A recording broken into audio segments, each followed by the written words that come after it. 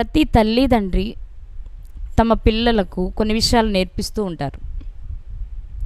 వాళ్ళు నేర్పే విషయాలలో ముఖ్యమైన విషయాలు ఏంటి అంటే, మంచిగా బ్రతకాలి, మంచి పేరు తెచ్చుకోవాలి, పెద్దలకు విధేయత కలిగి ఉండాలి, తోటివారిని ప్రేమించాలి. ఇలాంటి విషయాలన్నీ నేర్పుతూ అందులో ఒక ముఖ్యమైన విషయం ఏం నేర్పిస్తారంటే, ఒకవేళ తల్లిదండ్రులు కష్టపడి బ్రతికేవారైతే మీరు మంచిగా చదువుకోవాలి, ప్రయోజకులు అవ్వాలి, మీరు చక్కగా ప్రశాంతంగా బ్రతుకుతూ మా వృద్ధాప్యంలో మమ్మలను కూడా సంతోషపెట్టేలా ఉండాలి అని నేర్పిస్తారు. కొంతమంది అయితే తల్లిదండ్రులు పిల్లల దగ్గర మాట తీసుకుంటారు.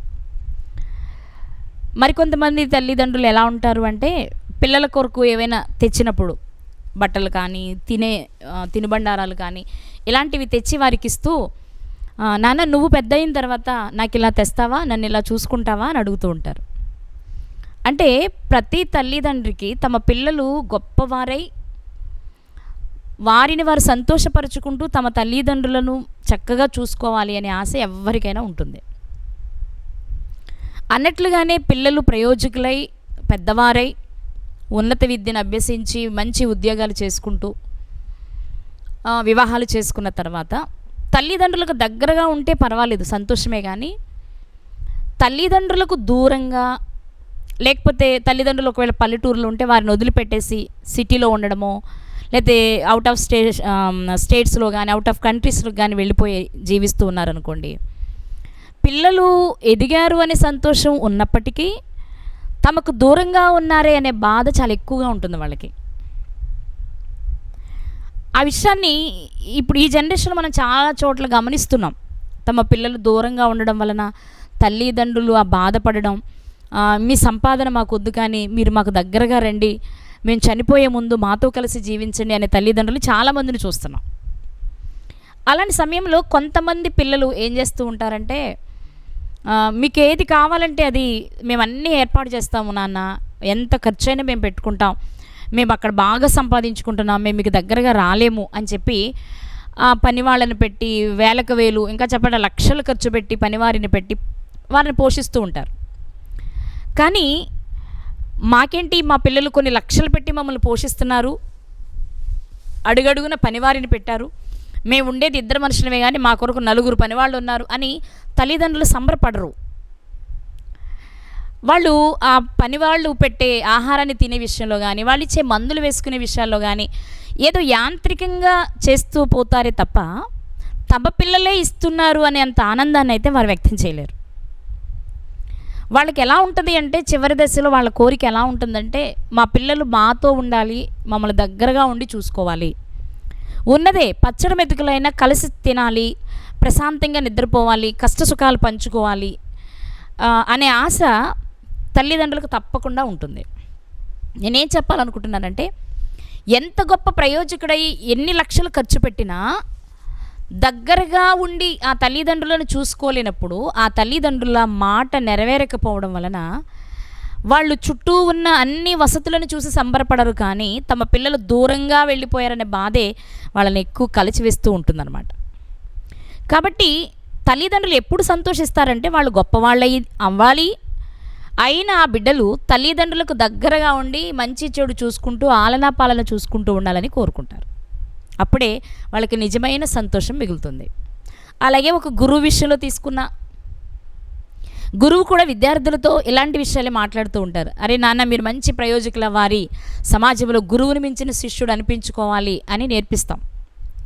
వాళ్ళు ప్రయోజకులు కాకపోయినా, లేకపోతే సంపాదించవచ్చు, అంటే దొంగతనాలు చేసో మోసాలు చేసో సంపాదించుకోవచ్చేమో, మంచి పద్ధతిలో సంపాదించకుండా ఆ పేరు పోగొట్టి బ్రతుకుతున్నప్పుడు ఆ గురువుకు కూడా సంతోషం ఉండదు. ఇలా మనం ఆలోచించుకుంటూ పోతే సంతోషం అనేది వానికి ఎప్పుడు కలుగుతుంది అంటే, గొప్పగా లక్షలు ఖర్చు పెట్టి చేసే వాటిల్లో ఉండదు, కానీ ప్రేమగా ఆప్యాయంగా దగ్గరగా ఉండి చేస్తే ఇష్టం. సాయంత్రం ఆఫీస్ నుంచి ఇంటికి రాగానే లేట్ అవర్స్ ఒకవేళ వస్తే, అమ్మ భోంచేసావా, ట్యాబ్లెట్లు వేసుకున్నావా అని అడిగితే చాలు. అలా కాకుండా ప్రతిరోజు ఎక్కడో ఫోన్లో దూరపు ప్రాంతంలో ఉండి బాగున్నారా, ఏం చేస్తున్నారు, ఇది తిన్నారా, అది తిన్నారా, ఇది పెట్టించుకున్నారా అన్నంతలో వాళ్ళు సంతోషపడిపోలేరు. తమ పిల్లల దగ్గరుండి చూసుకోవాలి అని కోరుకుంటూ ఉంటారు. అది నెరవేరనప్పుడు, వారు తీసుకున్న మాట జరగనప్పుడు ఎన్ని ఉన్నా వాళ్ళకి శాంతి, సంతోషము, సమాధానం అయితే ఉండదు. అలాంటి ఒక సందర్భాన్ని ఈరోజు బైబిల్లో నుండి మనం ధ్యానం చేసుకుందాం. బైబిల్ గ్రంథంలో వ్రాయబడిన ప్రతి సంగతి ఆ సందర్భంలో ఉన్న వ్యక్తులను ఉద్దేశించి మాట్లాడి ఉండొచ్చు, కానీ ఆ సందర్భంలో ఉన్న ఆ వ్యక్తులు, అక్కడ జరిగిన విషయాలు ఎన్ని తరాలైనా ప్రతి తరంలో ఉన్న మనుషులకు అవి అవసరం, ఉపయోగపడతాయి. కాబట్టి ఇది వాళ్ళ జీవితంలో జరిగిన విషయం కదా, నాకెందుకు అనుకో అక్కర్లేదు. మనకు కావాలి కాబట్టే వాళ్ళ జీవితాలన్నీ దేవుడు మనకు రాయించిచ్చారు. ఎందుకంటే బైబిల్ గ్రంథంలో చక్కని మాట ఉంది, అది జ్ఞాపకం చేసి నేను ముందుకు వెళ్తాను. హెబ్రీలకు రాసిన పత్రిక 1వ అధ్యాయము 2 వచనాలు, అంటే 2వ వచనం పూర్తిగా చదవక్కర్లేదు, సగం చదివితే సరిపోతుంది. 1వ అధ్యాయము 1-2 వచనాలు.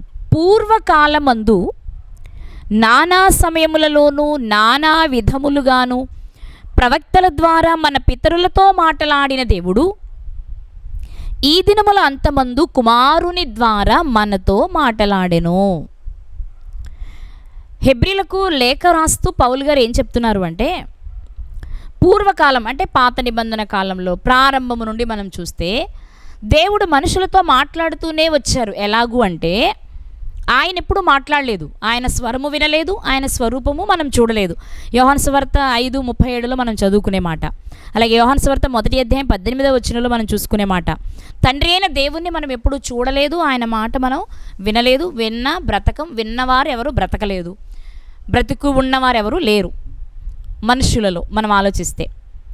కాబట్టి ప్రారంభం నుండి కూడా దేవుడు ప్రవక్తల ద్వారా, యాజకుల ద్వారా మాట్లాడుతూనే వచ్చారు.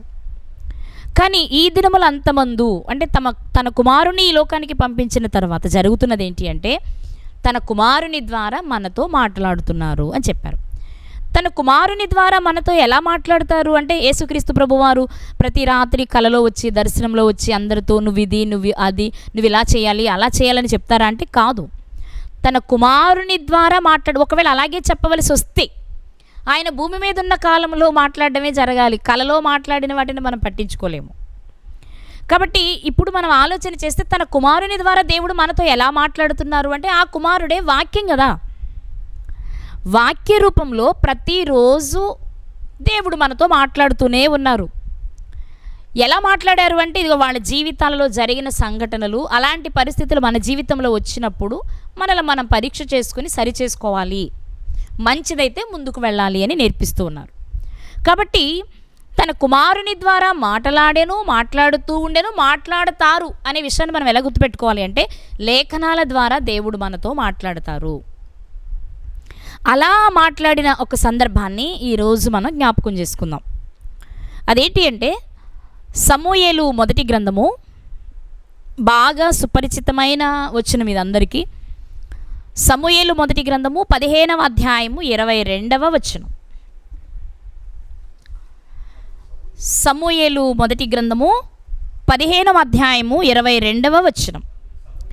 అందుకు సమూయేలు తాను సెలవిచ్చిన ఆజ్ఞను ఒకడు గైకొనుట వలన యెహోవా సంతోషించునట్లు ఒకడు దహన బలులను అర్పించుట వలన ఆయన సంతోషించునా?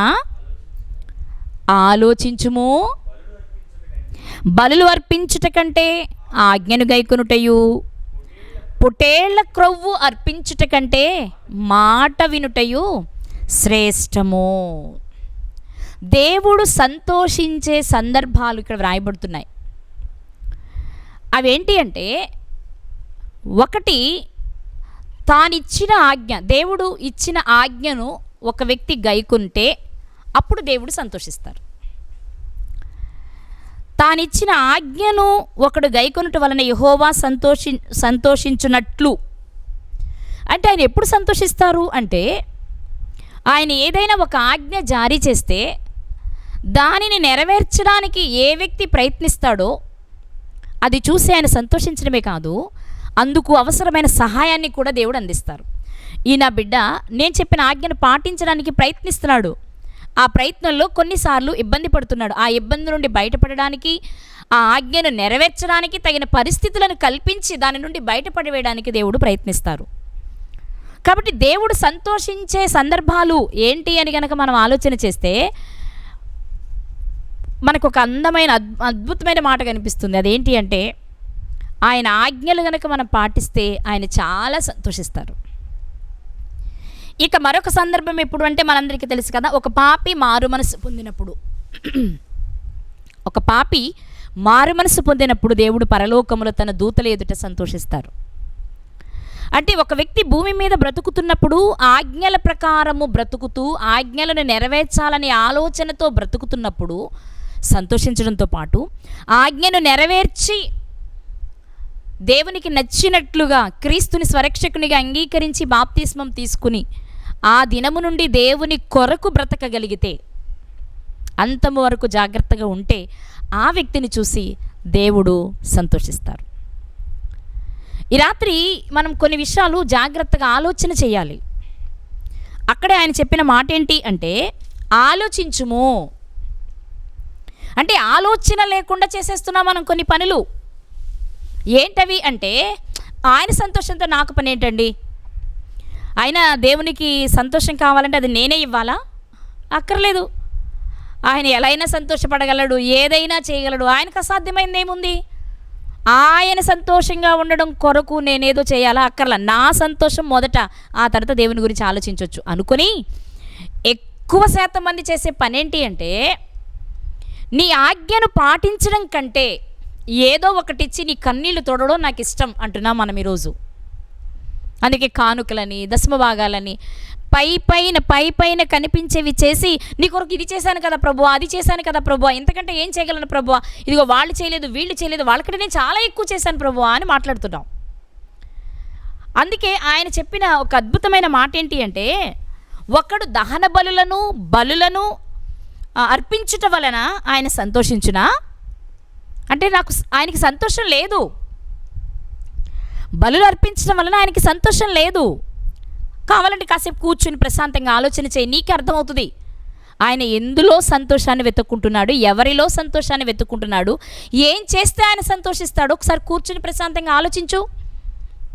నువ్విచ్చే కానుకలతో సంతోషిస్తారా? నీవిచ్చే బలులతో సంతోషిస్తారా? లేదే. ఆయన ఇచ్చిన ఆజ్ఞను నువ్వు పాటిస్తే ఆయన సంతోషిస్తారు అని చెప్తూ ఆయన చెప్పిన బలులు అర్పించుట కంటే ఆజ్ఞను గైకొనుటయు, పొట్టేళ్ల క్రొవ్వు అర్పించుట కంటే మాట వినుటయు శ్రేష్టము. ఇక అది తారస్థాయి అన్నమాట. ఇక్కడ ఒక విషయాన్ని ఆలోచన చేస్తే, బలులు అర్పించడము కంటే, పొట్టేళ్ల క్రొవ్వు అర్పించడము కంటే ఆజ్ఞను గైకొనడము, ఆయన మాట వినడము శ్రేష్టమైనదట. ఇక్కడ దేవుడు సమూయేలు గారి ద్వారా సౌలు గారితో సెలవిస్తున్న మాట ఇది. మీ అందరికీ తెలుసు కాబట్టి నేను చెప్పట్లేదు.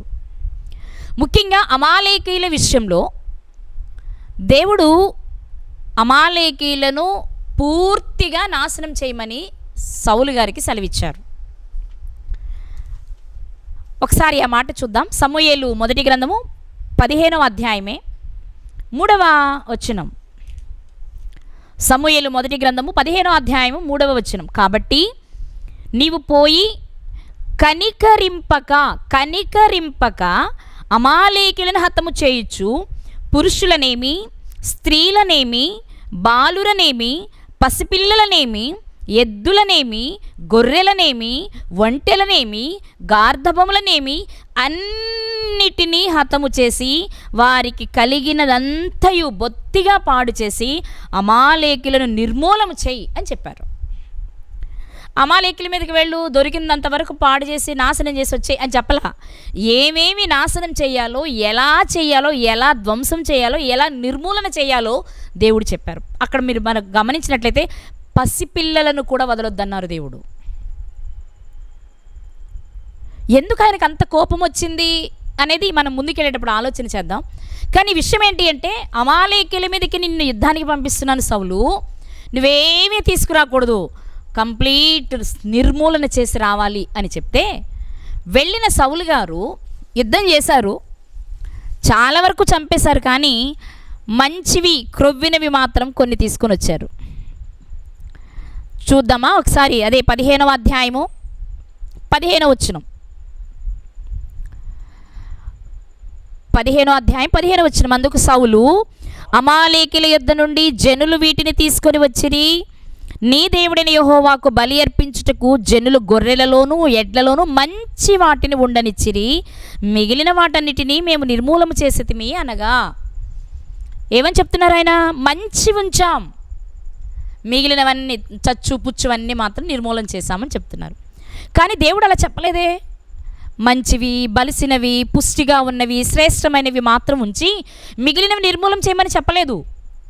అస్సలు అమాలేకీల తాలూకా సంబంధించినది ఏది ఉన్నా నిర్మూలన చేసేయి అని చెప్పారు. ఈ మాటను మీరారు సౌలు గారు. వాస్తవానికి ఆయన ఏమైనా దాచుకున్నారా అంటే లేదు, దేవునికి బలి ఇవ్వడానికే తెచ్చారట. కానీ దేవునికి అది నచ్చలేదు. నీవిచ్చే బలి కన్నా, మంచి వాటిలో నుండి తీసుకొని నీవిచ్చే బలి కన్నా అసలు నా మాట మీరావు, తృణీకరించావు, ధిక్కరించావు, నా మాట విసర్జించావు అనేదే నాకు ఎక్కువ బాధ కలిగిస్తుంది సౌలు అని చెప్పారు దేవుడు. ఒక మాటలో చెప్పాలంటే ఈరోజు ఇక్కడ మనం ఆలోచన చేస్తే దహన బలులు అర్పించుట కంటే, అలాగే బలులు అర్పించుట కంటే ఆజ్ఞను గైకొనుటయు, పొట్టేళ్ల క్రొవ్వు అర్పించుట కంటేయు మాట వినుట శ్రేష్టము అన్నారు. ఇక్కడ మనం చూసినట్లయితే బలులు అర్పించుట సహజం కదా, మనకు కొన్ని బలులు ఉన్నాయి. వాస్తవానికి బలులు అనేవి, లేకపోతే దేవునికి కానుకలు, కృతజ్ఞతతో ఇచ్చే కానుకలు కానీ, దశమ భాగాలు కానీ, బలులు కానీ మనిషే దేవునికి ఇవ్వడానికి ఇష్టపడ్డాడు, ఇవ్వడం ప్రారంభించాడు. ఎందుకు అంటే ప్రారంభం నుండి మనం చూసుకున్నట్లయితే కయ్యను గారి దగ్గర నుండి మనం ఆదాము హవ్వగారులు చేసిన పొరపాటును బట్టి దేవుని క్షమాపణ కోరుకుంటే బాగుంటుందని పిల్లలకు నేర్పించి ఉండుంటారు అని మనం నేర్చుకున్నాం. మనకి రాయబడలేదు కానీ, లేకపోతే వాళ్ళకి ఇవ్వాలని ఎలా తెలుస్తుంది? తల్లిదండ్రులు నేర్పారు కదా. వారు పడిన బాధ, వారు చేసిన పని వాళ్ళ జ్ఞాపకాల్లో ఉంది కాబట్టి పిల్లలకు నేర్పించి ఉంటారని చెప్పాం. ఎందుకు ఇవ్వాల్సి వచ్చింది వాళ్ళు కానుకలు, లేకపోతే ఎందుకు దేవునికి అర్పణ తెచ్చారు అంటే ప్రసన్నం చేసుకోవడానికి. దేవుడు వారికి ఇచ్చిన దానిలో నుండి దేవునికి ఇచ్చి, మేము నిన్ను గుర్తుపెట్టుకున్నాం, మాకు ఇచ్చినందుకు కృతజ్ఞతగా తెచ్చామని చెప్పడానికి అని మనం తెలుసుకుంటాం. అలాగే యాకోబు గారు, నేను కనుక తిరిగి వస్తే నేను సంపాదించినంతటిలో నీకు దశమ భాగం ఇస్తాను అని చెప్పారు. ఇలా మనం ఆలోచించుకుంటూ వస్తే లేవ్యకాండంలో మనకు కనిపించే మాట ఏంటి అంటే, నాకు బలి ఇవ్వండి అని దేవుడు అడగలేదు, కానీ మీరు ఇవ్వాలనుకుంటున్నారు కాబట్టి ఇస్తే ఇలా ఇవ్వండి అని చెప్పారు. ఎలా ఇవ్వాలి అంటే ఒకసారి ఆ మాట చూసి ఇక్కడికి వద్దాం. లేవ్యకాండం 1వ అధ్యాయము, లేవ్యకాండము 1వ అధ్యాయము 2వ వచనం.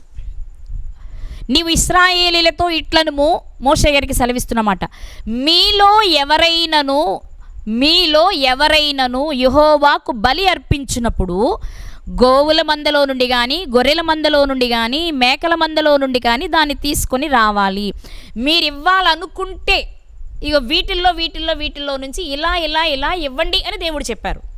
మీరు ఇవ్వాలనుకుంటే, ఎవరైనా బలి ఇవ్వాలి, బలి అర్పించాలి అనుకుంటే, మీరు చేయాలనుకుంటున్నారు కాబట్టి ఇలా చేయండి, శ్రేష్టమైనది ఇవ్వండి, క్రొవ్వినది ఇవ్వండి, మంచిది ఇవ్వండి అని చెప్పారు. కాబట్టి దేవునికి ఇవ్వడము అనేది, నేను ఇచ్చిన దాని నుంచి మీరు నాకు ఇవ్వండి అని దేవుడు చెప్పలా. దేవుడు ఇచ్చిన దానిలో నుండి ఆయనకి మనం కొంత ఇద్దాం అని మనిషి ఆలోచించి చేశాడు మొదటి నుండి కూడా. అందులో భాగంగానే బలులు అనేవి వచ్చాయి. ఈ బలులు దహన బలి అయితే ఇలా ఇవ్వాలి, సమాధాన బలి అయితే ఇలా ఇవ్వాలి, అపరాధ పరిహారార్థ బలి అయితే ఇవ్వాలి, పాప పరిహారార్థ బలి అయితే ఒకలా ఇవ్వాలి, నైవేద్యం అయితే ఒకలా తయారు చేయాలి అని చెప్పారు. చెప్తూ దేవుడు చెప్పిన ఒక అద్భుతమైన మాట ఏంటి అంటే, లేవ్యకాండము 3వ అధ్యాయము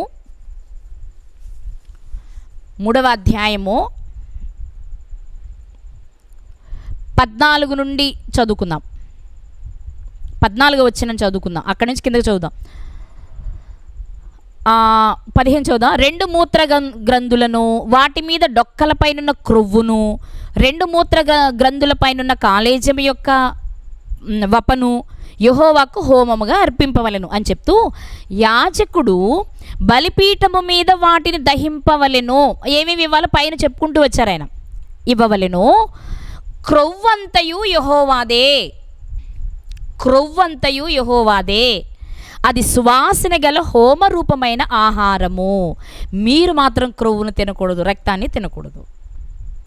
దేవుడు తనకు బలి ఇచ్చేటప్పుడు ఏ బలికి గోవులైతే ఏది ఇవ్వాలి, ఎలా ఇవ్వాలి, గోవునైతే ఎలా ఇవ్వాలి, గొర్రెనైతే ఎలా ఇవ్వాలి, మేకనైతే ఎలా ఇవ్వాలి, పక్షినైతే ఎలా ఇవ్వాలి, ఏ బలికి ఏ పక్షిని ఇవ్వాలి, ఆ వివరణ అంతా ఇచ్చేస్తూ మీరు వీటిని ఇచ్చేటప్పుడు ఏం చేయాలి అంటే దీనిని యాజకుడు దహించవలసి ఉంటుంది. కానీ అందులో యాజకుడు గుర్తుపెట్టుకొని చేయవలసిన పనేంటి అంటే క్రొవ్వు మాత్రం నాది, అది నాకు చాలా ఇష్టం, అది అతి పరిశుద్ధమైనది, అది సువాసన గల హోమరూపమైన ఆహారము. అంటే క్రొవ్వును దహించినప్పుడు దాని ద్వారా వచ్చే వాసనను ఆగ్రానించిన దేవుడు వెంటనే ప్రసన్నుడైపోతాడట, చాలా సంతోషపడిపోతాడట. ఆయన చేయాలి అనుకున్న దేనినైనా మానేయడానికి ఇష్టపడతారట. అంటే బలి ఇవ్వడం ఒక ఎత్తైతే ఇచ్చే బలిలో క్రొవ్విస్తామే, ఆ సందర్భంలో మాత్రం దానిని తింటున్నప్పుడు ఆయన చాలా తినడం అంటే దానిని ఆస్వాదిస్తున్నప్పుడు చాలా సంతోషంగాను ఏదో తెలియని అనుభూతిని పొందుతారనమాట ఆయన. అంతెందుకు మనం మొదట్లోనికి వెళ్ళి ఆదికాండంలోనికి వెళ్ళి చూడగలిగినట్లయితే ఒకసారి చూద్దామా. ఆదికాండము 8వ అధ్యాయము, ఆదికాండము 8వ అధ్యాయము 20వ వచనము 21వ వచనం చదువుకుందాం. ఆదికాండము 8వ అధ్యాయము 20-21 వచనాలు. అప్పుడు నోవహు యెహోవాకు బలిపీఠము కట్టి, అంటే ఓడలో నుంచి బయటకు వచ్చిన తర్వాత బలిపీఠమును కట్టి పవిత్ర పశువులన్నిటిలోనూ పవిత్ర పక్షులన్నిటిలోనూ కొన్ని తీసుకుని ఆ పీఠము మీద దహన బలి అర్పించెను. అప్పుడు యెహోవాకు ఇంపైన సువాసన ఆగ్రాణించి, యెహోవా ఇంపైన సువాసనను ఆగ్రానించి ఇక మీదట నరులను బట్టి భూమిని మరలా శపించును. ఆ ఇంపైన సువాసనను ఆగ్రహించి అంటే ఆ దహన బలిలో నోవహు గారు ముఖ్యంగా అర్పించింది ఏమై ఉంటుందంటే క్రొవ్వు. ఆ క్రొవ్వుని అర్పించినప్పుడు దాని నుండి వచ్చే వాసన పీల్చిన దేవుడు ఏం చెప్తున్నారో తెలుసా? ఆ ఆనందంలో, ఆ సంతోషంలో ఒక వరాన్ని, ఒక దాన్ని ఏమంటారు, ప్రమాణాన్ని ఇస్తున్నారు నోవహు గారితో. నోవహు, ఇప్పుడు చేసినట్టు ఇంక మీదట ఎప్పటికీ నేను మనుషుని ఇలా ఏం చేయనయ్యా అని. అంటే పొటేళ్ల క్రొవ్వు అనేది దేవునికి ఇష్టమైన హోమరూపమైన ఆహారము.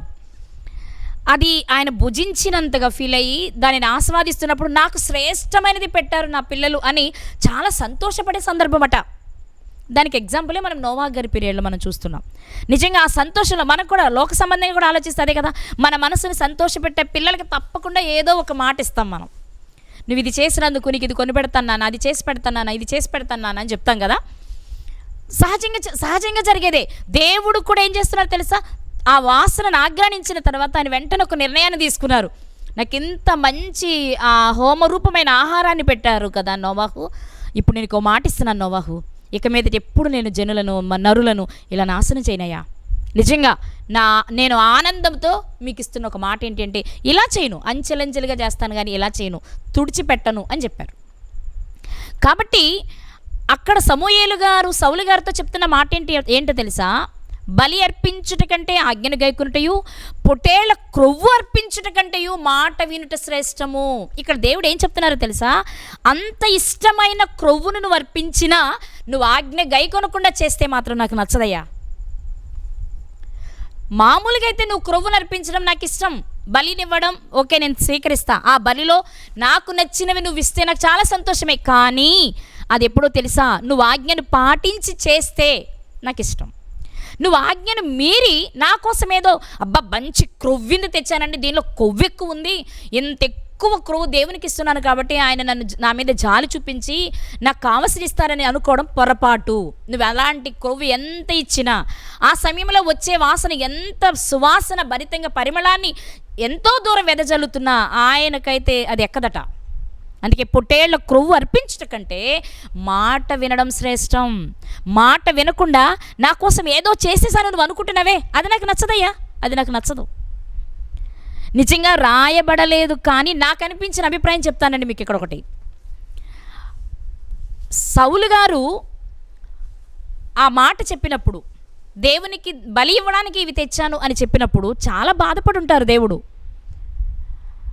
మనకి యెషయా గ్రంథం 1:2 మాట్లాడుకున్నట్లుగా, ఆకాశమా ఆలకించుము, భూమి చెవియొగ్గుము, నేను సౌలుని ఏరి కోరి పిలిచి నా నా నా జనుల మీద రాజుగా ఉండాలని నిర్ణయిస్తే అతడు రాజైన తర్వాత నా మీద తిరుగుబాటు చేస్తున్నాడే అనుకుని ఉంటారు. ఆయనకంటే ముందు తరాలకి మనం వెళితే అసలు మొట్టమొదటి మనిషి అయిన ఆదాము గారి జీవితంలోనే దేవుడు అదే చూశాడు కదా. మనకు తెలుసు, ఆదాము గారిని కలుగు చేసిన తర్వాత దేవుడు ఒక్క ఆజ్ఞనే ఇచ్చారు, ఆయనకి ఒక్క ఆజ్ఞనే ఇచ్చారు, ఇది తినొద్దు అంతే, మిగిలినవి నిరభ్యంతరంగా తిను అన్నారు. నిరభ్యంతరంగా తిను, ఎందుకంటే ఆదాము గారు దేవుని మనస్సును సంతోషపెడతారని ఎదురు చూసుంటారు. నేను ఇచ్చిన ఆజ్ఞను నెరవేర్చి నన్ను సంతోషపెట్టే నా కుమారుడిగా మిగిలిపోతారు అని దేవుడు అనుకుని ఉంటారు. కానీ దేవుని ఆశలన్నీ అడియాసలు చేసి ఆయన సంతోషాన్ని దుఃఖంగా మార్చి అసలు ఆయనతో ఉన్న బంధాన్ని తెంచేసుకున్నాడండి మొదటి ఆదాము గారు. ఆ సమయంలో కూడా దేవుడు అలాగే ఏడ్చుంటారు. అప్పుడే ప్రకృతిని కలిగించారు కదా, ఆయనను కలిగజేయడానికి ముందే సమస్త ప్రకృతిని కలిగించారు కదా. ఆ ప్రకృతితో చెప్పుంటారు, మిమ్మల్ని అందరినీ ఎందుకు కలుగ చేశానో ఆ నా కుమారుని కొరకే కదా. కానీ ఆయన చూసావా ఎలా ఎదురు తిరుగుతున్నాడో. చేసింది కాక అయ్యో తప్పైపోయిందే అని అడగకుండా, నువ్వివ్వబట్టే ప్రభువా నేను ఇలా చేయవలసి వచ్చింది, నువ్విచ్చిన హవ్వ వల్ల నేను ఇలా చేశాను అనే స్థాయికి దిగజారినప్పుడు దేవుడు తప్పకుండా ప్రకృతితోనే మాట్లాడుకుని ఉంటారు, బాధపడి ఉంటారు ప్రియులారా. అందుకే మొదటి ఆదాము గారు తప్పు చేసి లేక పాపము చేసి దేవునిని బాధ పెట్టినప్పుడు ఆ బాధను తీయడానికి, ఆ బాధను తీర్చడానికి తన శరీరమునే సువాసన భరితమైనదిగా చేయడానికి యేసుక్రీస్తు ఈ లోకంలో తండ్రి కొరకు జీవించారు, మనకు తెలిసిన విషయం. ఆ లోటును పూడ్చారు కడపటి ఆదాముగా యేసుక్రీస్తు ప్రభువారు ప్రియులారా. ఈరోజు మనం ఒక విషయాన్ని ఆలోచన చేస్తే దేవుడు ఏమంటున్నారంటే, మీరు నాకు ఎన్ని ఇచ్చినా నేను సంతోషించను, మొట్టమొదట మీరు చేయాల్సింది ఏంటంటే నేనేమి ఆజ్ఞాపించానో అది చెయ్యండి, ముందది చెయ్యండి. మీరు నాకు బలి ఇవ్వకపోయినా పర్వాలా, క్రొవ్వునివ్వకపోయినా పర్వాలేదు, కానీ నా మాట మీరు గైకొనాలి సుమా. నిజంగా సౌలు గారు తెచ్చినవి సౌలు గారి కొరకు కాదు, దేవునికి బలి ఇవ్వడానికే. దేవునికే బలి ఇవ్వడానికి తెచ్చినా దేవునికి నచ్చలేదు. అయ్యో అవునా, నా కొరకే తెచ్చాడా సౌలు, నేను అలా అనుకోలేదులే, పోన్లే సమయంలో నా కొరకే అని చెప్తున్నాడు కదా వదిలేద్దాంలే అనలే దేవుడు. ఎవరు తెమ్మన్నారు నిన్ను? నేను అడిగానా నిన్ను తెమ్మని చెప్పానా నేను నీకు? లేదే. ఎందుకు తెచ్చావు? మనల్ని కూడా అదే అడుగుతారు ఆయన. ప్రభువా నీ కొరకు నేను ఇంత సువార్త ప్రకటిస్తున్నాను, ఇన్ని ప్రాంతాలు తిరుగుతున్నాను, ఇంత వాక్యాన్ని బోధిస్తున్నాను, ఇన్ని పాటలు పాడుతున్నాను, ఇన్ని డబ్బులు ఖర్చు పెడుతున్నాను అని చెప్తున్నావా? ఎవరిమ్మన్నారు నిన్ను? నాకు అక్కర్లా, నా మాట విను ఫస్ట్. నువ్వు నా మాట వింటే నాకు 100 మంది ఇచ్చిన బలితో సమానం, నువ్వు నా మాట ఒక్కటి వింటే. చాలా బాధ వచ్చేసిందండి దేవునికి.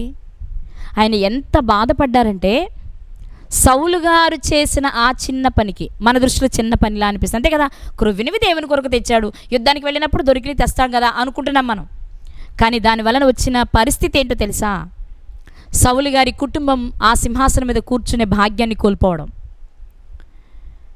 2, చరిత్రలో నిజంగా చేతికి వచ్చిన ఆ అధికారం అలా చేజార్చుకోవడం అంటే చాలా బాధ. ఈ విషయంలో దేవుడు ఎప్పుడు బాధపడుతూనే ఉన్నారు, ఆ విషయాన్ని పదే జ్ఞాపకం చేస్తూనే ఉన్నారు. ఎందుకు ఆయనకు అంత కోపం వచ్చింది సౌలు గారు చేసిన పని? ఎందుకు అంత కఠినమైన మాట చెప్పారు అంటే, మాట వినే విషయంలో ఎక్కడో అశ్రద్ధగా ఉన్నారాయన. అందుకే దేవుడు సెలవిచ్చే మాట వినేటప్పుడు చాలా జాగ్రత్తగా వినాలని వాక్యం చెప్తుంది. ఒకసారి ఒక మాట చూద్దామా? ప్రసంగి గ్రంథము 5వ అధ్యాయము. ప్రసంగి గ్రంథము 5వ అధ్యాయము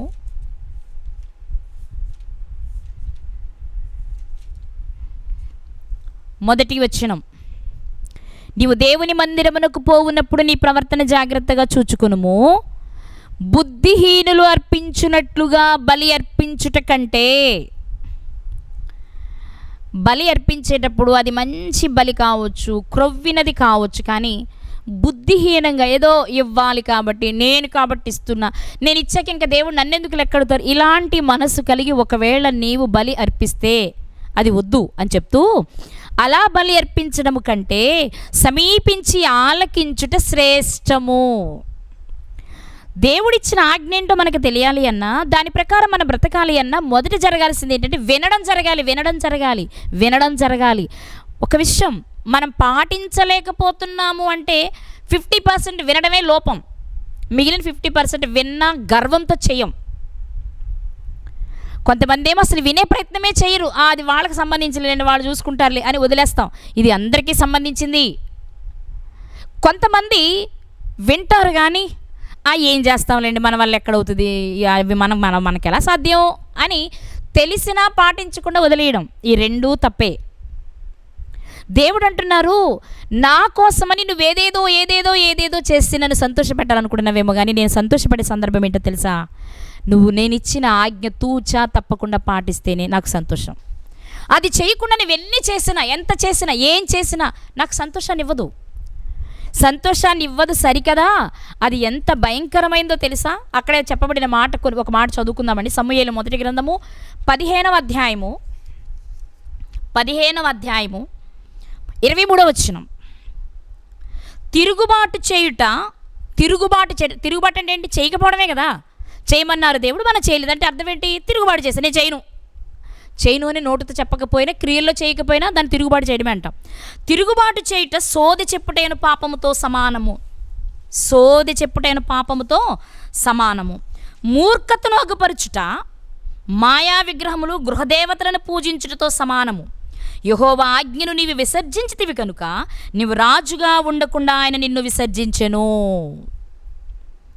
మనం అనుకుంటున్నాం ఆయన కొన్ని మిగిల్చి తెచ్చారు అంతే కదా అనుకుంటున్నాం, కానీ అందులో ఎన్ని విషయాలు దేవుడు వ్రాయించారు అంటే, తిరుగుబాటు చేశాడు, అది సోది చెప్పుట అనే పాపంతో సమానం.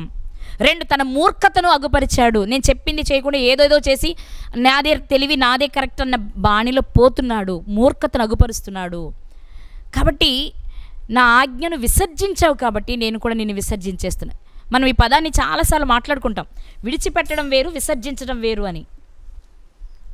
ఇక్కడ దేవుడు నేను విసర్జించాను అంటున్నారంటే ఇక మళ్ళీ తీసుకోవాలనుకోవట్లేదు ఆయన్ని.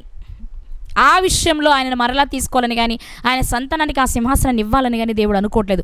అంతలా బాధ పెట్టింది దేవుని ఆ విషయం, ఆ సంఘటన. ఇంతకీ ఎందుకు అంత బాధ కలిగింది? దేవుడు దయాళుడు కదా, కృప కలిగిన వాడు కదా, అందరికీ ఉపకారి కదా. మరి వాళ్ళ విషయంలో ఎందుకు అలాంటి కఠినమైన నిర్ణయాన్ని తీసుకున్నారు? ఆయన నాశనం చేశాడు, క్రొవిని తెచ్చాడు, అది కూడా బలి ఇచ్చేస్తాడు కదా. కానీ ఎందుకు ఆ విషయంలో, అమాలేకీల విషయంలో దేవుడు అలాంటి నిర్ణయాన్ని తీసుకున్నాడు అని కనుక ఆలోచిస్తే, మనం చాలాసార్లు విన్న 1-2 విషయాలు వచనాలు మీకు చూపించి నేను ముందుకు వెళ్తాను. అమాలేకీల విషయంలో దేవునికి ఎందుకంత కోపం, ఎందుకంత బాధ కలిగింది అంటే, నిర్గమాకాండము 17వ అధ్యాయం. నిర్గమాకాండము 17వ అధ్యాయంలో ఇశ్రాయేలీలు ఐగుప్తు నుండి బయలుదేరి కనానుకు వస్తూ ఉన్నారు. మధ్యలో నీళ్లు లేవు, మనకు తెలుసు కదా. మస్సా, మెరీబా జలాల యొద్ద వివాదం జరిగింది. ఆ సంఘటన అయిపోయిన తర్వాత ఏం జరుగుతుంది అంటే 8వ వచనంలో, తరువాత అమాలేకీలు వచ్చి రెఫీదీములో ఇశ్రాయేలీలతో యుద్ధము చేయగా, వారు ప్రయాణంలో వస్తూ ఉన్నారు. మనకు తెలుసు కదా ఎన్ని ఇబ్బందులు పడి వారు బయటకు వచ్చారో. వచ్చేటప్పుడు కూడా కొన్ని లక్షల మంది, ఎంత స్లోగా ప్రయాణం జరుగుతుందో కదా. ఒక్కరే వ్యక్తి అయితే టకటక వెళ్ళిపోతాడు. అదే నలుగురు అయితేనే ప్రయాణం తగ్గుద్ది. అది 100, అది 1000, లక్షల్లోకి వెళ్ళేటప్పటికి ఒక్కొక్క అడుగు వేస్తే చాలా. మనకు తెలుసు కదా, ట్రాఫిక్ జామ్ అయినప్పుడు చూస్తాం మనం, జస్ట్ బండిలో మూవ్ చేస్తాం ఆగిపోతాం కదా. అలాగే ఉండుంటుంది ఇన్ని లక్షల మంది ప్రయాణం చేస్తూ ఉన్నప్పుడు. వాళ్ళు పిల్లలతో, పశువులతో, సామాగ్రితో బయలుదేరి అలసిపోతూ, నడకే కదా, నడుస్తూ అలసిపోతూ భయంకరమైన బలహీనమైన స్థితిలో ఉన్నప్పుడు అమాలేకీలు ఎలాంటి యుద్ధ సమాచారం లేకుండా సడన్గా వచ్చి ఇశ్రాయేలీయుల మీద యుద్ధం చేశారు. అది దేవునికి నచ్చలేదు.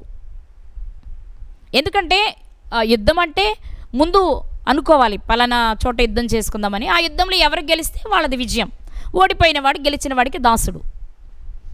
అలా వీళ్ళేమో పాపం వీళ్ళ దారిని వీళ్ళు పోతూ ఉంటే మందలతో కలిసి వీళ్ళ మీద సడన్గా అటాక్ చేసి వాళ్ళతో యుద్ధం చేసి వాళ్ళని బాధ పెట్టారండి. ఇశ్రాయేలుని బహుగా బాధ పెట్టారు. ఆ యుద్ధం మోషే గారు చేయలేదు, యెహోషువ గారు చేశారు. అప్పుడు ఏం జరిగింది అంటే దేవుడు ఒక మాట చెప్పారు. అదే అధ్యాయం 17వ అధ్యాయము 14వ వచనం. అప్పుడు యెహోవా మోషేతో ఇట్లా నేను అమాలేకీల పేరు ఆకాశము క్రింద ఉండకుండా బొత్తిగా తుడిచివేయుదును గనుక జ్ఞాపకార్థముగా గ్రంథములో దీన్ని వ్రాసి యెహోషువకు వినిపించు. మోషే, నీకు విషయం చెప్తున్నా, చాలా సీరియస్గా గుర్తుపెట్టుకో. ఒక గ్రంథాన్ని, జ్ఞాపకార్థంగా ఉండే గ్రంథాన్ని తీసుకో. ఆ గ్రంథంలో ఒక సంగతి రాయి. అదేంటో తెలుసా? అమాలేకీలను నేను విడిచిపెట్టను, వారి పేరు ఆకాశము క్రింద ఉండకుండా బొత్తిగా తుడిచేస్తా. ఇది నువ్వు రాసి పెట్టుకో, ఎప్పటికైనా చూసుకో. అంతేకాదు, నువ్వు వెళ్ళిపోతే నీ తర్వాత ఈ ప్రజలను నడిపించే నాయకుడికి కూడా ఈ విషయం తెలియాలి. కాబట్టి నువ్వు రాసింది యెహోషువకు కూడా చదివి వినిపించు. ఆ నాయకుడే కాదు, ఈ యుద్ధంలో గెలిపించిన వ్యక్తి, యుద్ధం చేసిన వ్యక్తి కూడా యెహోషువనే కాబట్టి ఆయనకి తెలియాలి అని చెప్పారు. చెప్తూ ఆయన చెప్పిన మాట ఏంటి అంటే 16వ వచనం, 17వ అధ్యాయం 16వ వచనం. అమాలేకీలు తమ చేతిని యెహోవా సింహాసనమునకు విరోధముగా ఎత్తిరి గనుక యెహోవాకు అమాలేకీలతో తరతరములకు యుద్ధం. అదేంటి, వాళ్ళిద్దరూ గొడవ పడుకున్నారు, అమాలేకీలు ఇశ్రాయేలీలు. ఎట్టకేలకు విజయం ఇశ్రాయేలీలకే వచ్చింది కదా. అయినా దేవుడు ఏమని సెలవిస్తున్నారో తెలుసా? యెహోవాకు అమాలేకీలతో తరతరములు యుద్ధం. అమాలేకీలు ఎక్కడున్నా ఎప్పుడున్న వాళ్ళు ఎప్పుడు నా కంటికి శత్రువులే, నా సింహాసనానికి విరోధంగా లేచారు వాళ్ళు, నా సింహాసనానికి విరోధంగా లేచారు వాళ్ళు. కాబట్టి వాళ్ళతో నాకు ఎప్పటికీ యుద్ధమే. ఇది గుర్తుపెట్టుకో మోషే, నువ్వు ఈ విషయాన్ని గ్రంథంలో రాయించు. ఆ రాయించిన విషయం యెహోషువకు చదివి వినిపించు. ఎందుకు అంత కోపం వచ్చింది దేవునికి? యుద్ధం చేసినంత మాత్రాన అంత బాధపడాలా, అంత కోపం రావాలా అంటే ఆయన అంత కోపగించుకోవడానికి కారణం ఏంటి అంటే, సడన్గా వాళ్ళ మీద అటాక్ చేసి యుద్ధం చేస్తున్నప్పుడు అది ఇశ్రాయేలుతో చేసిన యుద్ధంగా దేవుడు భావించలేదు, తనకే విరోధంగా యుద్ధం చేసినట్లుగా భావించాడు. తన పిల్లలతో యుద్ధం చేస్తే తనతో చేసినట్లుగా భావించాడు దేవుడు. నిజమే కదా, మనం బైబిల్ గ్రంథాలు అలాంటి సంఘటనలు చాలా చూస్తాం. ఫర్ ఎగ్జాంపుల్, దావీదు గారు ఉన్నారు. అమ్మోనీల రాజైన నాహాష్ మరణించినప్పుడు హానూనుని పలకరించడానికి మనుషులను పంపించాడు.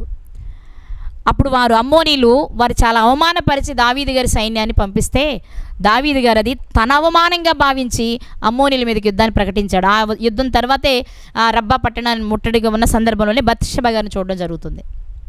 అంటే ఒక రాజే తన సేవకులకు అవమానం కలిగితే అది తన అవమానంగా భావిస్తే, ఇక్కడ అకారణంగా అమాలేకీలు ఇశ్రాయేలీలతో యుద్ధం చేయడం అనేది దేవుడు చాలా సీరియస్గా తీసుకున్నాడు. తనకు విరోధంగా చేసినట్లుగా గుర్తుపెట్టుకున్నాడు. అందుకే నాకు విరోధంగా, నా సింహాసనానికి విరోధంగా చేశారు కాబట్టి అసలు వాళ్ళ పేరు ఉండకూడదు, వాళ్ళకి నాకు తరతరాలు యుద్ధమే, వారి పేరు ఆకాశం క్రింద తుడిచిపెట్టేస్తానని చెప్పేశారు. ఎందుకు అంత కోపం వచ్చిందా? అంటే నిష్కారణంగా, కారణం లేకుండా అకారణంగా వాళ్ళ మీద వాళ్ళు అటాక్ చేయడం అనేది దేవునికి నచ్చలేదు. అదే సీరియస్గా తీసుకున్నారు. ఎప్పుడు అమాలేకీలు ఇశ్రాయేలుతో శత్రువులు కాదు, అమాలేకీలు యెహోవాకి శత్రువులుగా మారిపోయారు. ఆ చేసిన ఆ చిన్న పని వలన. చిన్న పని అనుకుంటున్నాం కానీ అది ఎంత పెద్ద పని ఒకసారి చూద్దామా? ద్వితీయోపదేశకాండం 25వ అధ్యాయం, ద్వితీయోపదేశకాండము 25వ అధ్యాయము 17 నుండి చదువుకుందాం. మీరు ఐగుప్తులో నుండి వచ్చుచుండగా మార్గమున అమాలేకీలు నీకు చేసిన దానిని జ్ఞాపకం చేసుకొనుము. దేవుడు కొన్ని విషయాలు జ్ఞాపకం చేసుకోమని చెప్పే విషయాలు. అలాంటి వాటిలో ఒకటేంటి తెలుసా? అమాలేకీలు నీకు చేసింది జ్ఞాపకం చేసుకో. ఇశ్రాయేలు అంటే ఇశ్రాయేలుతో మాట్లాడుతున్నాడు.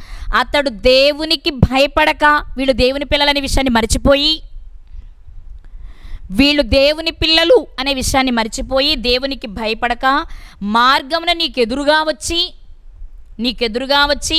నీవు ప్రయాసపడి అలసి ఉన్నప్పుడు నీ వారిలో నీ వెనుకనున్న బలహీనులందరినీ హతము చేసెను. నిజంగా యుద్ధం చేయాలి అంటే ముందు చెప్పాలి, ప్రదేశాన్ని ఎంచుకోవాలి, పోటాపోటీగా ఎదురెదురుగా యుద్ధం చేయాలి. అలా కాకుండా మీరు అలసిపోయి ప్రయాణము వలన ప్రయాస వలన బలహీనమైన స్థితిలో ఉండగా, మందలో చివరన బాగా బలహీనంగా ఉన్నాడు చివర ఉంటాడు, కొంచెం ఉత్సాహంగా ఉన్నవాడు ముందుంటారు కదా. బలహీనముగాను ఉన్నటువంటి ఆ చివర నీ వెనుకనున్న బలహీనులందరినీ హతము చేసేసాడు కదా. అది నాకు నచ్చలా. బలహీన సమయాన్ని చూసుకొని దెబ్బ కొట్టాడు, అది నాకు నచ్చలేదు. అందుకే ఆ సంగతి నీ జ్ఞాపకాలలో ఎప్పుడూ ఉండాలి. తుడిచిపెట్టకూడదు.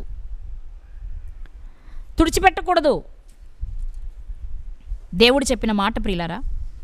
ఎందుకు అమాలేకీలంటే దేవునికి అంత కోపం? ఎందుకు అమాలేకీల విషయంలో అంత సీరియస్గా నిర్ణయాన్ని తీసుకున్నారు?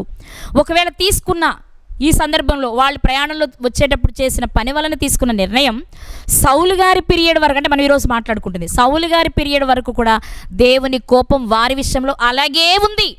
వాళ్ళ విషయంలో దేవుడు చెప్పినట్టు చేయకపోవడం వలన సౌలు గారి మీద కూడా సీరియస్ అయ్యారు. సౌలు గారి చేతికి వచ్చిన దాన్ని కూడా లాక్కున్నారు. సౌలు గారి చేతిలో నుండి రాజ్యాన్ని లాగివేసి తన చిత్తానుసారమైన మనసు గల దావీదు గారికి ఇచ్చారు. అంత కోపం సౌలు గారి మీద రావడానికి కారణం ఏంటి? పోనీలే అనుకోవచ్చు దేవుడు, కానీ కాదు. అమాలేకీల విషయంలో ఆయనకున్న బాధ, కోపం అలాంటిది. ఎందుకంటే వారు ఇశ్రాయేలీలకు కాదు అన్యాయం చేసింది, ఇశ్రాయేలీల దేవుడిని యెహోవాకు వ్యతిరేకంగా చేశారు. అది నచ్చలేదు దేవునికి. అందుకే అమాలేకీలను కనికరించాడని. ఎందుకంటే దేవుడు చెప్పారు కనికరింపక. ఒకవేళ నువ్వు చంపేటప్పుడు అందగాళ్ళు కనిపిస్తేనో, చిన్నపిల్లలు కనిపిస్తేనో, బలహీనులు కనిపిస్తేనో జాలి పడతావేమో సౌలు. మనం చదువుకున్న 15:3 ముందే, సమూయేలు మొదటి గ్రంథం 15:3 చదువుకున్నాం కదా. కనికరింపక పసిపిల్లలు, పురుషులు, స్త్రీలు, పసిపిల్లలు అందరిని నాశనం. ఎందుకు అందరిని నాశనం చేయమన్నారో తెలుసా? పసిపిల్లలు కూడా ఎందుకు నాశనం చేయమన్నారో తెలుసా? అమాలేకీల విషయంలో ఇదిగో ఇక్కడ పసివారిని, ఇక్కడ బలహీనులను, ఇక్కడ వెనకున్న వారిని వదలకుండా చంపేశారు కాబట్టి. అసలు వాళ్ళ విషయంలో కనికరం వద్దు. నిష్కారణంగా నా పిల్లలకు వ్యతిరేకంగా ప్రవర్తించారు కాబట్టి అసలు అదే జరిగినా అది నేను చూసుకుంటాను. నీకు చెప్తున్నది ఏంటంటే నువ్వు వెళ్ళు, సమూల నాశనం చేయి, అంతే. అదే నువ్వు చేయాల్సిన పని. యుద్ధం చేయనైనా నీ చేతికి దొరికింది పట్టుకొచ్చుకో అని చెప్పలే దేవుడు. ఏమేమి నాశనం చేయాలో, ఎలా నాశనం చేయాలో చెప్తే అది మరిచిపోయి ఆ మాటను విసర్జించి ఏదో ఆటకాయతనంగా చేసుకొచ్చాడు. యుద్ధాలు రాజులకి సహజం కదా, ఏదో తెస్తాం, చేస్తాం, ఇస్తాం అన్నట్లుంది సౌలు గారి వ్యవహారం. అది నచ్చలేదు దేవునికి. అందుకే ముందే చెప్పాడు దేవుడు మనతో కదా, మాట వినడం శ్రేష్టం, సమీపించి వినడం మరి శ్రేష్టం. అలా వినకపోతే జరిగే నష్టాలు ఇవి. అశ్రద్ధగా వినడం వల్ల జరిగే నష్టాలు ఇవి. అశ్రద్ధగా వినడం వలన ఆ పని ఎలా చేయాలి అనే దానిని విస్మరిస్తాం. దాని వలన దేవుడికి చాలా కోపం వస్తుంది ప్రియులారా. అప్పుడు ఏం జరుగుతుందో తెలుసా?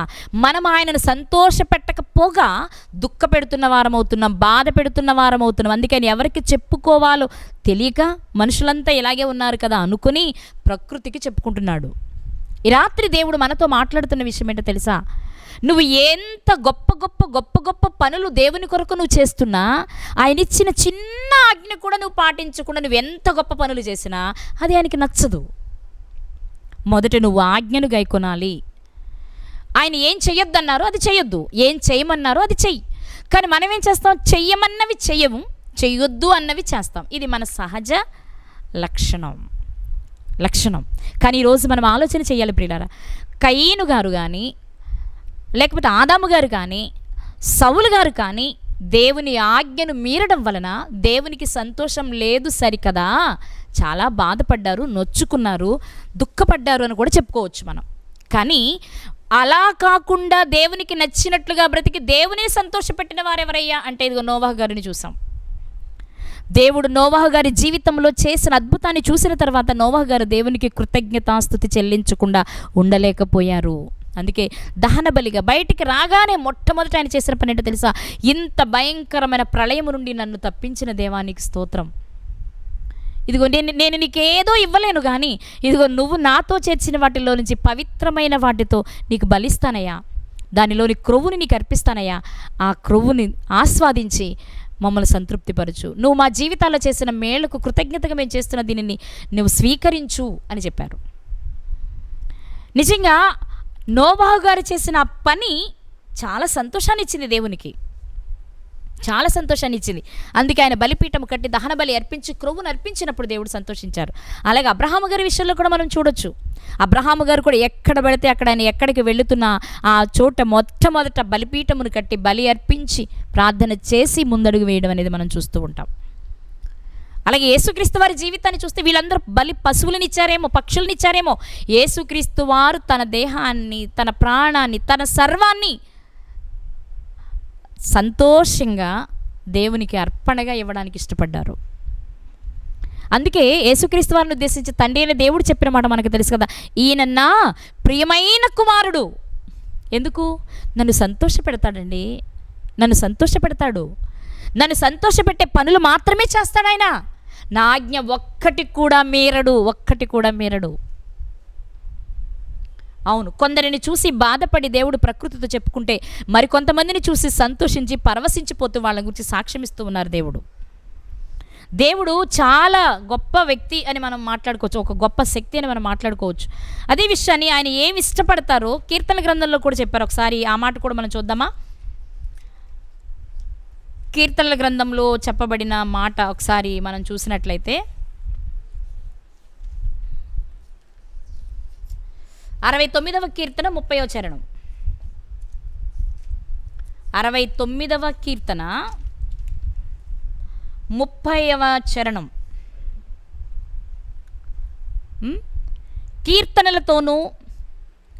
కీర్తనలతో నేను దేవుని నామమును స్తుతించెదను, కృతజ్ఞతాస్తుతులతో నేను ఆయనను ఘనపరచెదను.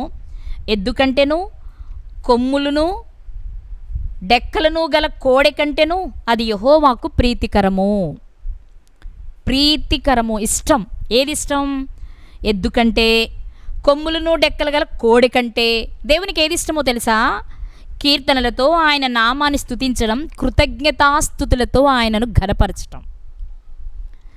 నిజంగా ఏదో అలవాటుగా మనం కొన్ని పనులు చేసి నేను దేవునికి ఇది చేశాను అనుకుంటున్నాంలే, కానీ ఆయనకి ఇష్టంగా అనిపించేది, ఆయన సంతోషంగా ఫీల్ అయ్యేది ఏంటి అంటే ఆయనకు కృతజ్ఞత కలిగి ఉండడము, ఆయన చెప్పిన మాట వినడము, ఆయన ఇచ్చిన ఆజ్ఞను పాటించడము, అలాగే ఆయన మన జీవితాలలో చేసే ప్రతి కార్యానికి కృతజ్ఞత కలిగి ఆయన నామాన్ని ఘనపరచడం దేవునికి నచ్చే పని. కాబట్టి ప్రియులారా, సౌలు గారితో సమూయేలు గారు మాట్లాడుతూ చెప్పిన మాట కేవలం అది సౌలు గారికి సంబంధించింది మాత్రమే కాదు, ఈరోజు మనకి సంబంధించింది కూడా. మనం కూడా ఎంతవరకు ఆయన మాటకు లోబడుతున్నాం? ఈ లోక సంబంధమైన తల్లిదండ్రుల మాట వినకపోతే వాళ్ళు బాధపడుతున్నారే, ఈ లోక సంబంధమైన గురువులు వారి మాట వినకపోతే బాధపడుతున్నారే, మరి ఆధ్యాత్మికమైన తల్లిదండ్రులకు ఆ బాధ ఉండదా? లేక నిన్ను కని నీ ఆత్మకు తండ్రి అయిన దేవునికి ఆయన మాట నువ్వు ధిక్కరిస్తున్నప్పుడు బాధ ఉండదా? ఒక్కరోజైనా ఆయన చెప్పిన మాటను గురించి ఆలోచించే తీరిక, ఓపిక నీకుందా? అసలు నేను ఏం చేస్తున్నాను, ఏదో నేను సంపాదించిన దానిలో కొంత తీసి ఇచ్చేస్తున్నాను, అందరికంటే ఎక్కువ ఇచ్చేస్తున్నాను, నేను తృప్తి పడుతున్నావేమో, కానీ అది చూడట్లేదు దేవుడు. అది చూడట్లేదు, నీ మనస్సును చూస్తున్నాడు. ఇచ్చేటప్పుడు నీకున్న మనసు ఎలాంటిది, ఏ స్థితిలో నువ్వు ఇస్తున్నావు, అసలు ఎందుకు ఇస్తున్నావు, ఏమి ఇస్తున్నావు అని చూస్తున్నాడు దేవుడు. అందుకే ఆయన చెప్తున్న మాట, బలులు అర్పించుట కంటే మాట వినుటయు, పొటేళ్ల క్రొవ్వు అర్పించుట కంటేను ఆయన ఆజ్ఞను గైకొనడము శ్రేష్టము. ఈరోజు మనం ఏం చేస్తున్నాం? ప్రతిరోజు ఏదో ఒక విషయంలో ఎవరో ఒకరి ద్వారా ఏదో ఒక్క విషయాన్ని దేవుడు మనకు నేర్పుతూనే ఉన్నారు. ఇది చెయ్యొద్దు, ఇది చెయ్యండి, ఇలా ఉండండి, అలా ఉండండి అని. అవి ఎంతవరకు పాటిస్తున్నాం మనం?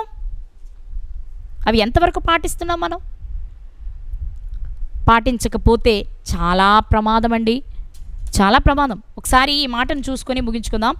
సమూయేలు మొదటి గ్రంథము 28వ అధ్యాయము.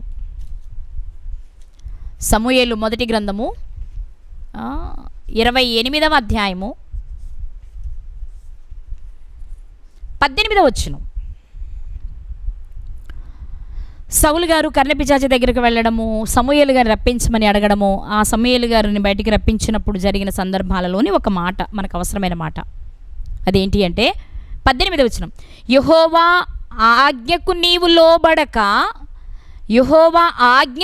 లోబడక అమాలేకుల విషయంలో ఆయన తీక్ష తీక్షణమైన కోపము నెరవేర్చకపోయిన దానిని బట్టి యెహోవా నీకు ఈవేళ ఈ ప్రకారముగా చేయుచున్నాడు. బాబు, నీ రాజ్యాన్ని నీ చేతిలో నుండి తీసేయాలనుకుంటున్నాడు దేవుడు. ఆయన నిన్ను ఎనబాసాడు, నీకు పగవాడుగా ఉన్నాడు. ఎందుకో తెలుసా? ఆయనకు అమాలేకీయుల మీద తీక్షణమైన కోపం ఉంది. ఆ కోపాన్ని చల్లారుస్తావని నీకు ఆజ్ఞ ఇస్తే అది నువ్వు చల్లార్చకుండా వచ్చేసావు కాబట్టి నువ్వు చేసిన దాన్ని బట్టి నీకు శిక్ష విధించబోతున్నాడు. ఏమంటే ఒక రాజ్యాన్ని తీసివేయడమే కాదండి, దేవుడే సౌలు గారికి శత్రువుగా మారిపోయాడట. ఎందుకో తెలుసా? దేవుని శత్రువుల విషయంలో దేవుడు చెప్పినట్టు చేయలేదు కాబట్టి సౌలు గారు. అమాలేకీయులు దేవునికి శత్రువులు, ఆయనకు విరోధముగా, ఆయన సింహాసనానికి విరోధంగా ప్రవర్తించారని కదా మనం విన్నాము. కాబట్టి ఇప్పుడు దేవుడు ఏమనుకుంటున్నారు? అలాంటి వారందరి విషయంలో నేను చెప్పినట్టు చేయకపోవడం వలన ఏదో ఆశించా ఏంటా తర్వాత సంగతి, అసలు నేను చెప్పింది నువ్వు చేయలేదు కాబట్టి, నా మాటను నువ్వు మీరావు, నా మాటని విసర్జించావు కాబట్టి ఇప్పుడు నేను నీకు పగవాడిని. వాళ్ళకే కాదు, వాళ్ళ పక్షాన చేరిన నీకు పగవాడిని. వాళ్ళ పక్షానంటే ఏదో వాళ్ళ పక్షాన నుండి చేశారని కాదు, వాళ్ళ విషయంలో నేను చెప్పింది నువ్వు చేయలేదు. ఎందుకంటే వారి విషయంలో నేను తీక్షణమైన కోపంతో ఉన్నా. నా కోపాన్ని చల్లారుస్తావనుకున్నాను సౌలు నువ్వు. వాళ్ళందరినీ నాశనం చేసి సమూలంగా వస్తే నా కోపం చల్లారేది. కానీ నా కోపాన్ని నువ్వు చల్లార్చలేకపోయావు కాబట్టి ఇప్పుడు నా కోపం నీ మీద కూడా తిరిగింది అని చెప్తున్నారు. ఈ రాత్రి దేవుడు మనతో మాట్లాడుతున్న విషయం ప్రియులారా, మనకి చాలా విషయాలు చెప్పారు ఆయన. ముఖ్యంగా బాప్తిస్మం తీసుకున్న మనతో మరీ జాగ్రత్తగా ఉండమని చెప్పారు. మరొకసారి ఆలోచన చేద్దామా? మనం ఎంతవరకు చేస్తున్నాం? ఏదో బాప్తిస్మం అంటే నీళ్ళల్లో మునిగి రావడమే. నీళ్ళల్లో మునిగి వస్తే బయటికి రాగానే కేక్ కట్ చేస్తారు, భోజనాలు పెడతారు. ఇందుకా మన బాప్తిస్మం తీసుకునేది? లేకపోతే ఆదివారం రాగానే అందరితో పాటు రొట్టె ద్రాక్షరసంలో చేపెట్టొచ్చు అనా? ఆ రోజు దేవుడు నీకు ఇస్తున్న ఆజ్ఞ ఏంటో తెలుసా? తన కుమారుడిని నీకు బలి ఇచ్చి ఆ కుమారుడు చేసిన బలికి సాక్ష్యంగా నువ్వు సమాజంలోనికి వెళ్ళి సువార్తను ప్రకటించాలి. సమాజంలోనికి వెళ్ళి సువార్తను ప్రకటించేటప్పుడు నీవే ఒక పత్రికగా, నీవే ఒక మాదిరిగా ఉండాలి సమాజానికి. కానీ ఎక్కడున్నాం మనం? నువ్వు జాగ్రత్తగా ఉండాలి. అది నువ్వు చేయాల్సిన పని. ఎదుటివారు ఏమనుకుంటారు, ఎలా అనుకుంటారు అనేది నీకు అక్కర్లేదు. అది ఏదైనా పర్వాలేదు. కానీ నిన్ను చూస్తున్న దేవుని దృష్టికి నువ్వు ఎలా ఉన్నావు అనేది మనం ఈరోజు వేసుకోవాల్సిన ప్రశ్న, ఆలోచించవలసిన విషయం ప్రియులారా. కాబట్టి ఈరోజు దేవుడు మనతో మాట్లాడుతున్న విషయం ఏంటో తెలుసా? నువ్వు దేవుని కొరకు ఏవేవో గొప్ప పనులు చేసి ఆయన చెప్పిన చిన్న ఆజ్ఞ నువ్వు మీరితే నువ్వు చేసిన గొప్ప పనులు కూడా మీరి నీ చిన్న ఆజ్ఞ ముందు చిన్నగా అయిపోతున్నాయి అన్నమాట. ఇదే బరువుగా ఉంటుంది. కాబట్టి దేవుడు ఈరోజు మనతో మాట్లాడుతున్న విషయం ఏంటో తెలుసా? నువ్వు పొటేళ్ల క్రొవ్వు, దహన బలులు, నాకు ఇష్టమైన యాగాలు నువ్వేదో చేయడం కాదు. కొమ్ము ఎద్దులు ఇలాంటి వాటిని ఏదో తెచ్చి నాకు బలి ఇవ్వడం కాదయ్యా. నేను ఇచ్చిన మాట విను చాలు. ఈ రాత్రి మనం ఆలోచన చేద్దాం. మన తల్లిదండ్రుల మాట వింటున్నామా? మన పెద్దవారు చెప్పే మాట వింటున్నామా? దేవుడు చెప్పే మాట వింటున్నామా? ఇవన్నీ జాగ్రత్తగా చెయ్యకపోతే దేవుడే మనకు పగవాడవుతాడట. ఆయనకే మనం శత్రువులమైతే ఇక మన పరిస్థితి ఏంటో ఒకసారి ఆలోచన చేసుకోవాలి మనం కదా. ఆయనకి స్నేహితులైతే ఉండేది ఎలా ఉంటుందో మనకు తెలుసు కదా. మరి ఆయనకి శత్రువులమైతే, ఆయనకు పగవారమైతే, ఆయన మనల్ని ఎడబాస్తే మనకు తెలుసు. సంసోను గారిని ఎడబాస్తే ఆయన జీవితం ఎలా అయిపోయిందో మనకు తెలుసు. మన జీవితాలు కూడా అంతే. ఆయన ఎడబాస్తే మన బ్రతుకులు కూడా అంతే ప్రియులారా. కాబట్టి ఈరోజు ఆయనని ఎడబాసే వారిలో మనం ఉండాలనుకోవద్దు. కానీ ఆయన ఇచ్చిన ఒక్కొక్క ఆజ్ఞను పాటిస్తూ జాగ్రత్తగా బ్రతుకుతూ దేవునిని సంతోషపెట్టేవారిగా ఉండడానికి ప్రయత్నించేద్దాం. దేవునిని సంతోషపెడితే దేవుడు తప్పకుండా మనకు బహుమానాలు ఇస్తారు. ఆ బహుమానాల్లో అతి ప్రాముఖ్యమైన బహుమానం ఏది అంటే నిత్యరాజ్యం. కాబట్టి ఆ రాజ్యానికి వెళ్ళాలి అంటే ఆజ్ఞను పాటించి దేవుని సంతోషపెట్టేవారిగా ఉండాలి. అలా ఉండుటకు దేవుడు తన కృపను మనకు దయచేయునుగాక. ఆమెన్.